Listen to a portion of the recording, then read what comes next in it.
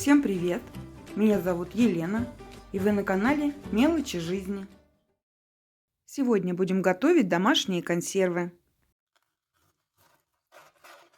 Сначала приготовим тушенку. Для нее подойдет любое мясо по вашему вкусу. Свинина, говядина или птица.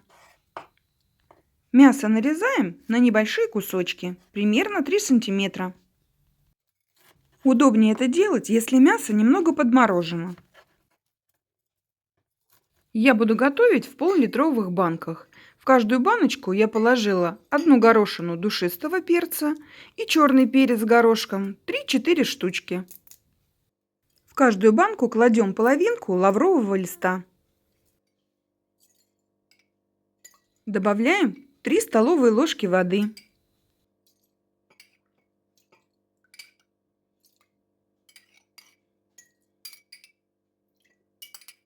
Соли 5 грамм. Это 1 чайная ложка без горки, но взвесить будет надежнее, потому что очень легко пересолить. Все размешиваем, чтобы соль растворилась. Мясо раскладываем по баночкам, чередуем кусочки с жиром с более постными. Если вы нарезали замороженное мясо, дайте ему немножко постоять в комнатной температуре и согреться. Замороженное мясо консервировать не нужно. Мясо слегка уплотняем, но не утрамбовываем. Оставляем до верха примерно 2-3 сантиметра.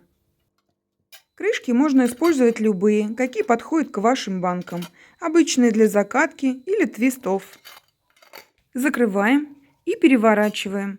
Таким образом у вас мясо более равномерно просолится. Устанавливаем банки на кассеты для автоклава и закрепляем, чтобы они плотно держались. Кассеты имеют 2 этажа, но я использую только один. Отправляем в автоклав. Готовить в Малиновке можно в 2 режимах: на пару или на воде. Я буду готовить на воде. Устанавливаем крышку и затягиваем вентили, но не очень туго, потому что на крышке уже есть резиновый уплотнитель. Когда автоклав начнет работать, давлением крышка прижмется еще плотнее. Включаем автоклав, и нам остается только выбрать режим работы. Можно выбрать уже готовую программу или создать свой личный рецепт. Выбираем, как будем готовить: на пару или на воде. Объем банки, который мы используем. И несколько вариантов основных программ. Я выбираю мясо. Мы видим температуру воды сейчас 25 градусов, а нагреться она должна до 120. Теперь в режиме 120 градусов автоклав будет работать 40 минут. Процесс завершен. Можно выключать и ждать, когда остынет. Теперь приготовим кашу с мясом.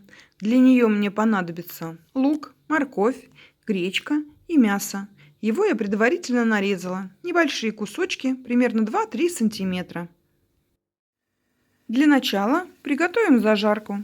Обжариваем лук на растительном масле. Когда лук зарумянится, станет прозрачным, добавляем морковь и обжариваем вместе.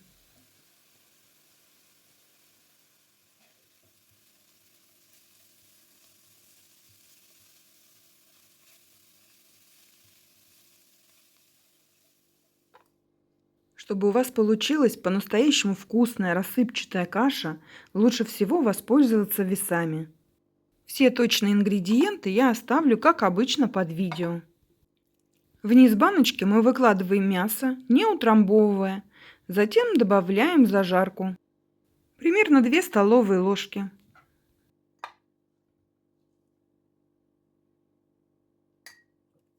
Лавровый лист. Достаточно 1 половинки. Гречку нужно промыть заранее, чтобы вода с нее полностью стекла. Точно такую же кашу можно приготовить и с рисом.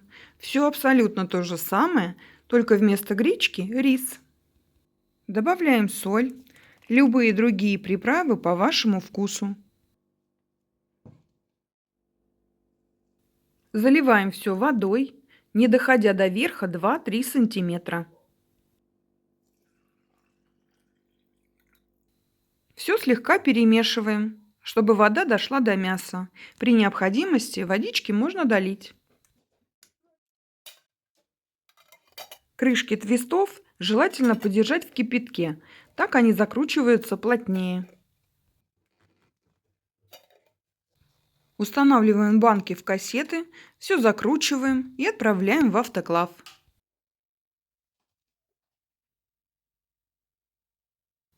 Также выбираем нужный режим, на котором будем готовить. Я готовлю на воде.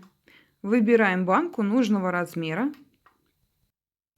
Для каши с мясом я выбираю режим мясо птицы, потому что мясо мы нарезали небольшими кусочками, его там немного, и оно будет практически вариться в воде.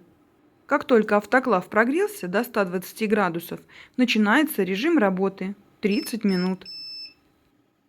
Осталось только подождать, когда остынет. Можно выключать. Теперь приготовим мой любимый вариант домашней заготовки. Это гуляш. Для него мне понадобится лук, морковь, болгарский перец и мясо. Сковородку с растительным маслом нужно сильно разогреть. Выкладываем мясо, жарим на большом огне. Перемешивать его не нужно, примерно 5-7 минут, пока первая сторона хорошо не зарумянится. Продолжаем жарить в том же режиме, на большом огне, перемешивая каждые 5-7 минут. Когда мясо хорошо зарумянится со всех сторон, мы огонь уменьшаем и держим еще примерно 10 минут. Мясо должно быть почти полностью готово.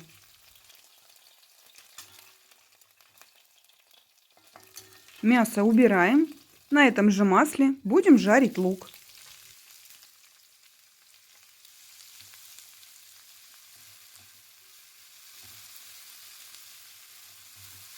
Когда лук станет прозрачным и хорошо зарумянится, добавляем морковь.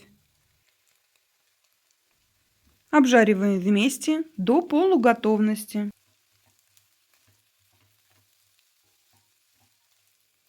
Томатную пасту добавляем по вкусу 1-2 столовые ложки. Заливаем водой, все перемешиваем и продолжаем тушить. Как только закипело, можно добавить болгарский перец. По вкусу добавляем соль, сахар, черный перец, любые приправы, какие вам нравятся. Вы можете приготовить по своему любимому рецепту. Когда гуляш почти готов, я добавляю зелень и чеснок. Все перемешиваю и выключаю. Мясо возвращаю назад и еще раз все тщательно перемешиваю.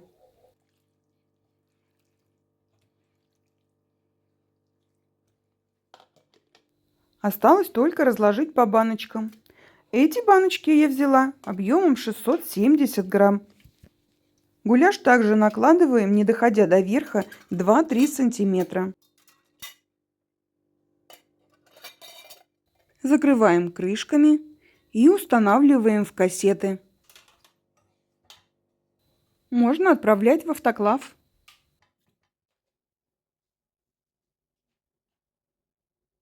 Выбираем режим приготовления.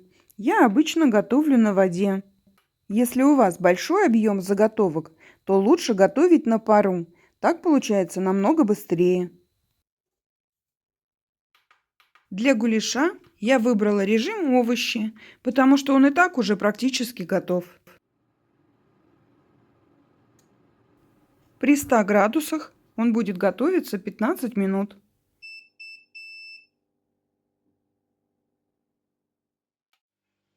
Вот так выглядят уже остывшие баночки. Гречневая каша. Вот такая тушенка. И мой любимый гуляш.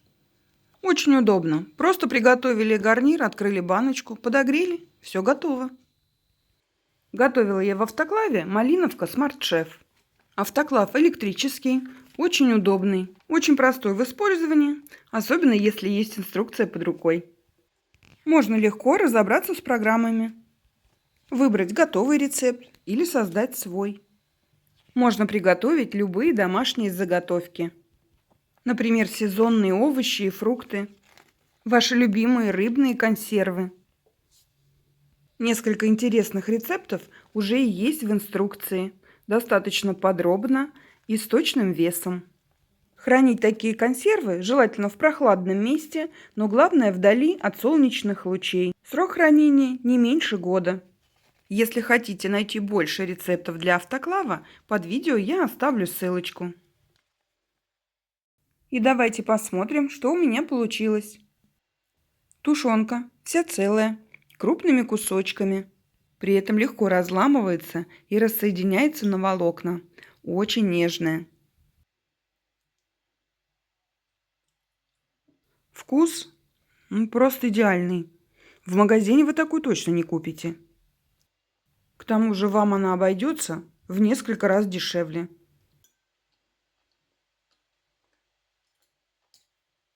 Вот такая получилась гречневая каша. Даже сейчас, когда она холодная, видно, насколько она получается рассыпчатой. Мясо наинежнейшее. Думаю, это и так хорошо видно. И в общем, каша получается очень вкусной, нежной и, если можно так сказать, сочной. Отличный вариант для занятых людей. Открыли баночку и подогрели. Все готово. Также можно взять с собой куда-нибудь в дорогу, на рыбалку, на дачу. И, конечно, гуляш. То же самое. Приготовили гарнир, открыли баночку, у вас все готово. Всегда все под рукой. Посмотрите, как приготовились овощи. Они вкусные, нежные, но в то же время плотные и держат форму. И посмотрите, какое получается мясо. Совсем не такое, как в тушенке или в каше. Оно так и осталось, именно жареным мясом, сочным внутри. Вот такое простое и вкусное блюдо. Обязательно сделайте такую заготовку. Вы потом сами себе еще не раз скажете спасибо. Обязательно делайте заготовочки. Всем спасибо, приятного аппетита. Пока-пока.